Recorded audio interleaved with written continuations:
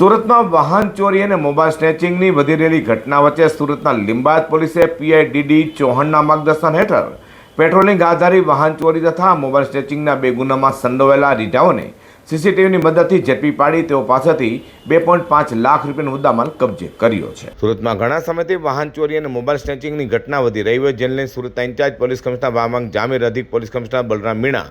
નાયબ police commissioner doctor Kanan Desai અને in charge મદદનીશ પોલીસ કમિશનર સીયુ પારેવા દ્વારા વિવિધ ગુનામાં નાસ્તા ફરતા આરોપીઓને ઝડપી પાડવા આપેલી સૂચના લઈને Limbayat police inspector DD Chauhan અને સેકન્ડ પોલીસ ઇન્સ્પેક્ટર ડીબી ચાવડની team police sub inspector KP Jadeja અને police sub inspector JG Charan સાથે પેટ્રોલિંગમાં હતી। તેના નામ પોલીસ કોન્સ્ટેબલ શાહજનભાઈ કાનાભાઈ અને પોલીસ કોન્સ્ટેબલ યુવરાજશ્રી રાજુભાઈને મળેલી બાતમીના આધારે 2 રીઢા આંજણા ફાર્મ ખાતે રહેતા તોસીફ ઉર્ફે લકી રશીદ શેખ અને લીંબાયતના ખાનપુરા ખાતે રહેતા અરમાન સાદિક પટેલને ઝડપી પાડી વાહન ચોરી તથા મોબાઈલ સ્નેચિંગવાળી 2 ગુનાનો ભેદ ઉકેલી કાઢી રીઢાઓ પાસેથી 2.5 લાખના મુદ્દામાલ કબજે કરી સળિયા પાછળ ધકેલી દીધા છે।